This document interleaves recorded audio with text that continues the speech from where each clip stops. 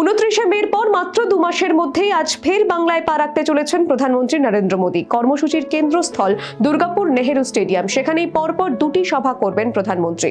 প্রথমেই রয়েছে প্রশাসনিক এবং তারপরে রাজনৈতিক সভা। আজ দুপুর 2:35 নাগাদ অন্ডাল বিমানবন্দরে নামছেন প্রধানমন্ত্রী এবং তারপর তার জোড়া সভা রয়েছে এবং তারপর বাংলার জন্য 5,400 কোটি টাকার প্রকল্পের কথা ঘোষণা করবেন প্রধানমন্ত্রী। প্রথমে আজকের সরকারি সভায় নরেন্দ্র মোদী পশ্চিমবঙ্গের জন্য একগুচ্ছ উন্নয়নমূলক প্রকল্পের উদ্বোধন ও শিলান্যাস করবেন।